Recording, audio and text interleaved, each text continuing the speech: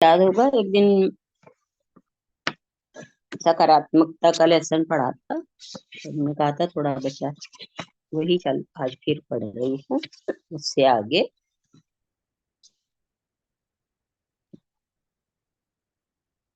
आप कोई मीटिंग कर रहे हैं, उसमें 4 लोग सोचकर आए हैं कि वे इस मीटिंग में कोई निर्णय नहीं होने देंगे।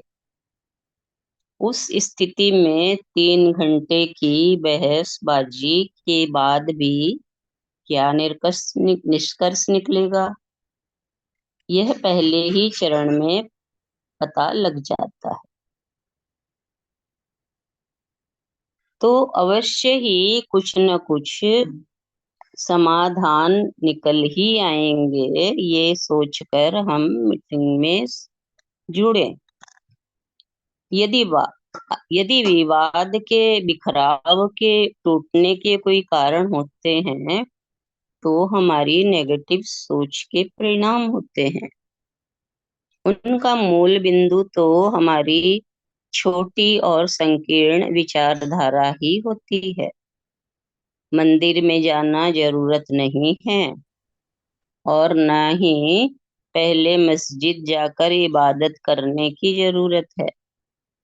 इस देश को तो पहले अपने दृष्टिकोण को सही और विचारों को सकारात्मक बनाने की जरूरत है।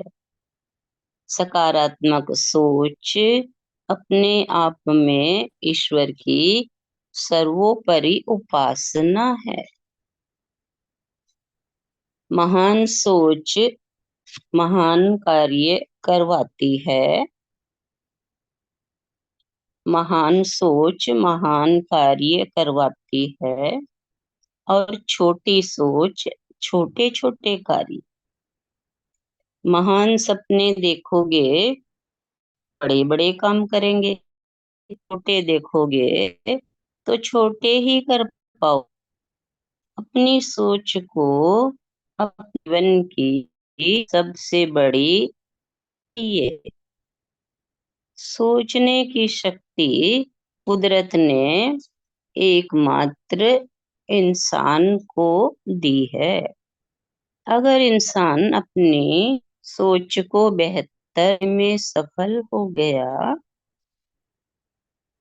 अपनी सोच को सही और सार्थक दिशा देने में कामयाब हो जाए, तो सोच बड़े से बड़े इतिहास को जन्म दे सकती है, विज्ञान का आधार बन सकती है, दुनिया का कायाकल्प कर सकती है। आज अगर हमारे जीवन से सोच विचार जैसे तत्वों को निकाल दिया जाए, तो जीवन का ही क्या है। मनुष्य और जानवर में बहुत अधिक फर्क नहीं है। फर्क इतना ही है कि जानवर किसी भी बिंदु पर सोच और समझ नहीं सकता, जबकि मनुष्य जन्म से ही अपने भीतर ये सामर्थ्य रखता है, और इसी के कारण हम मनुष्य हैं। में कोई मंदबुद्धि क्यों रह जाता है? क्योंकि उसके सोचने समझने की क्षमता का विकास नहीं हो सका।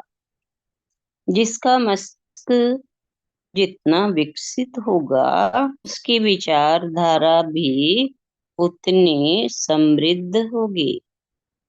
अगर धन कमाना अमीरी का लक्षण है, अगर धन कमाना अमीरी का लक्षण है, तो महान विचार भी व्यक्ति के जीवन की पूंजी है।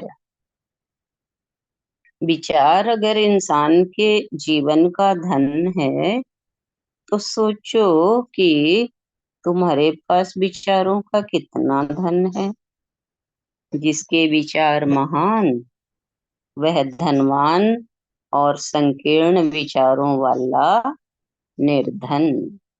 मैं एक अमीर आदमी हूँ, अपने नाम से या अपने पास में एक पैसा रखता नहीं, छूता नहीं पैसे को, मेरे नाम से कोई अकाउंट भी नहीं, फिर भी मैं धनवान।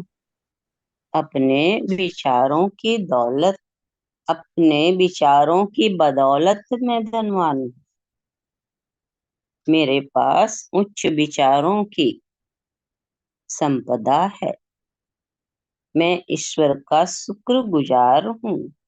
उसने मुझे ज्ञान की नेमत दी, उन्नत मस्तिष्क दिया, जीवन को देखने और जीने की पारदर्शिता दी।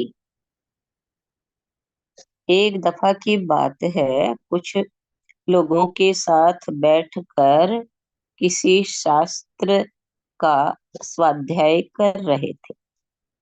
उसमें एक चैप्टर ऐसा था जिसमें ईश्वर के बारे में काफी लिखा हुआ था, और एक चैप्टर ऐसा था जिसमें शैतान का ब्यौरा था।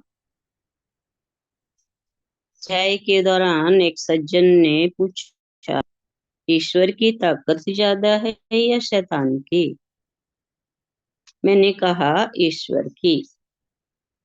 उस महापुरुष ने पूछा, अगर ईश्वर की ताकत ज्यादा है तो शैतान ईश्वर की हर चीज को बिगाड़ कैसे देता है?